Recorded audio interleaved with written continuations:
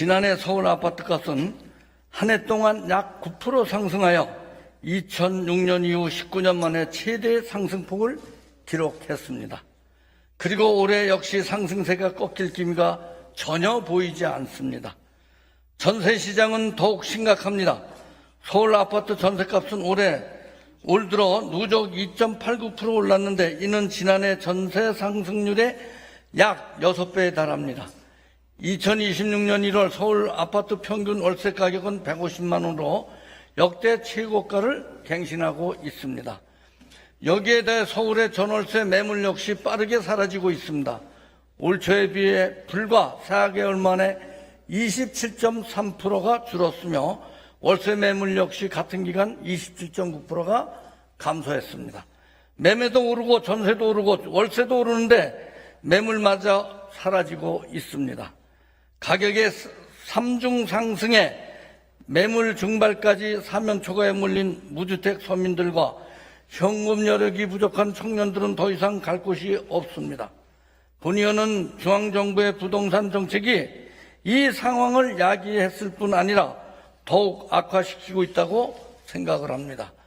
토지거래 허가구역의 확대를 비롯하여 전방위적 대출 규제로 인해 부동산 시장이 침체에 빠져들어 매물이 줄고 매물이 줄어드니 전세 공급도 줄고 전세가 줄어드니 월세가 오르는 악순환이 계속되고 있다고 봅니다. 본 의원이 특히 우려하는 것은 선거 이후입니다. 정부는 7월 세법 개정안에 공정시장 가액 비율 인상과 비거주 1주택자, 장기 보유 특별 공제 축소 등 보유세 강화 방침을 담을 것으로 예고하고 있습니다. 보유세가 오르면 임대인은 그 부담을 전월세에 전가할 수밖에 없고 실거주 의무가 강화되면 그나마 전세로 나와 있던 매물까지 시장에서 사라지게 됩니다. 규제가 겹칠수록 매물은 줄고 매물이 줄수록 가격은 오르고 가격이 오를수록 더 강한 규제를 꺼내드는 악순환이 반복된 것은 뻔합니다. 이미 전문가들은 하반기 전세 대량과 월세 폭등을 경고하고 있습니다. 이것이 우려에 그치지 않고 현실이 될까 본 의원은 깊이 걱정하지 않을 수 없습니다. 이러한 상황 속에 서울 시민들은 오세훈 시장에게 다시 시정을 맡겼습니다. 강남 상구와 한강벨트는 물론이고 노원, 도봉, 강북, 성북에서도 지난 대선 때 국민의힘 후보보다 높은 득표율을 오세훈 시장에게 보냈습니다. 많은 언론 매체와 전문가들은 이번 선거 결과에 대해 부동산 정책에 대한 심상치 않은 민심이 서울 전역에서 표출될 것이라고 분석하고 있습니다. 더 주목할 것은 청년층의 선택입니다.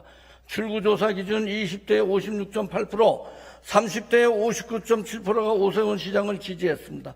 2030 청년들은 절박한 주거 불안 속에서 정파가 아닌 생존으로 투표한 것입니다.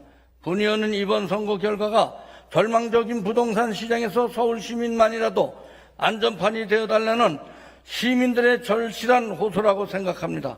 앞서 의원님께서 잘 짚어주셨습니다만 지금 현재 서울 주택시장은 상당히 지금 불안한 상황이 있는 것 같습니다.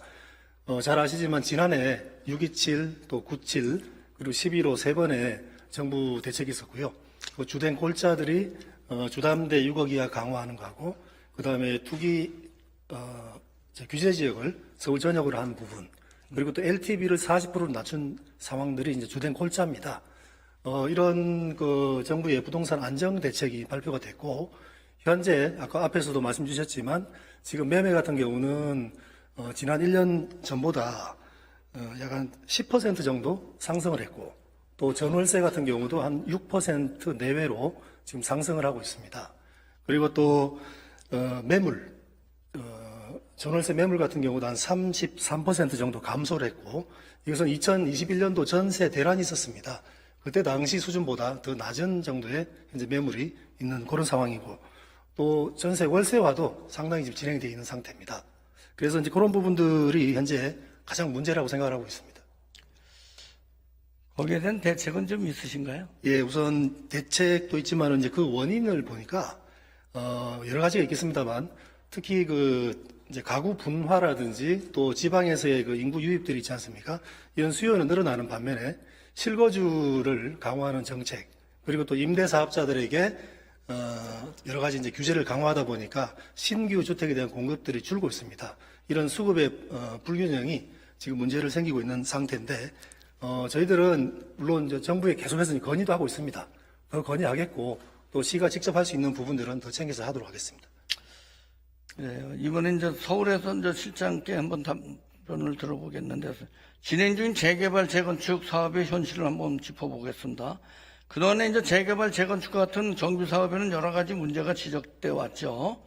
오세훈 시장이 도입한 신속 통합 계획은 서울시가 직접 정비 계획 수립을 지원하고 인허가 절차를 획기적으로 선축하면서 정비 사업의 고질적 문제들을 해소해 왔습니다.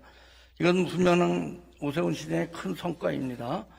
서울시는 지난 9월 신속통합계획 2.0을 발표했고 이를 바탕으로 이번 지방선거에서는 오세훈 시장의 핵심 공약으로 2031년까지 31만 호 착공이라는 목표가 제시됐죠.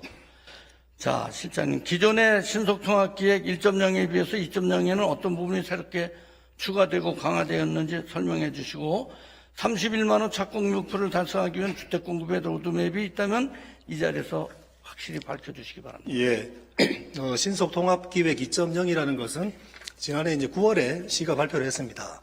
정비사업이라는 것은 이제 구역 지정도 물론 중요합니다만 실제 인허가 단계에서의 여러 가지 문제가 있을 수 있습니다.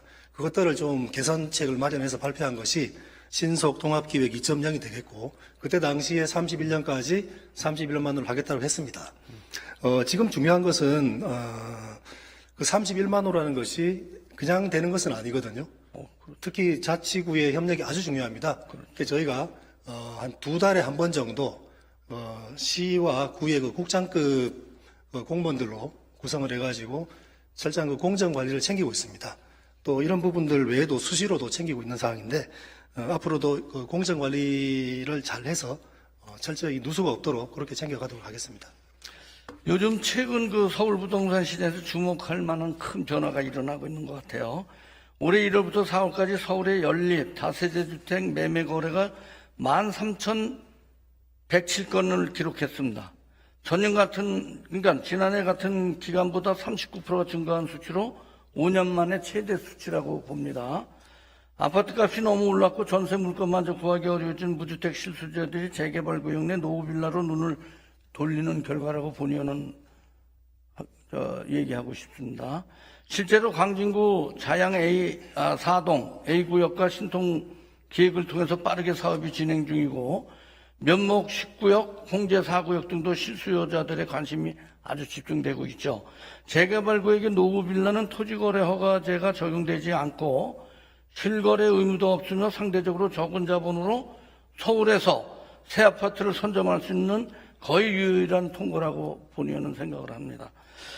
이러한 시장의 흐름에 맞춰 앞으로 서울시 주택 공급은 아파트 재건축뿐 아니라 노후 빌라 밀집 지역의 재개발에 더욱 적극적인 노력이 필요하다고 본의원은 봅니다. 실장께서는 어떻게 생각하십니까? 예, 의원님 말씀하신 것처럼 서울의 지금 주거지가 약 한 313제곱킬로미터 정도 되고 그 중에 한 40% 정도가 노후 저층 주거지입니다. 거기 계시는 이제 많은 분들께서 양질의 아파트를 원하고 있는 것으로 알고 있고, 그래서 서울시는 노후도라든지 또 과소 필지 또 접도율 이런 그 정비 계획상의 조건들을 잘 따져가지고 대규모로 재개발이 가능한 곳은 재개발로 또 중소규모의 개발이 필요한 곳은 모아타운으로 해 나갈 계획으로 하고 있습니다. 앞으로도 더 후보지들을 좀 더 추가적으로 공모를 하고 모집을 해서 더 확대해 나가도록 하겠습니다.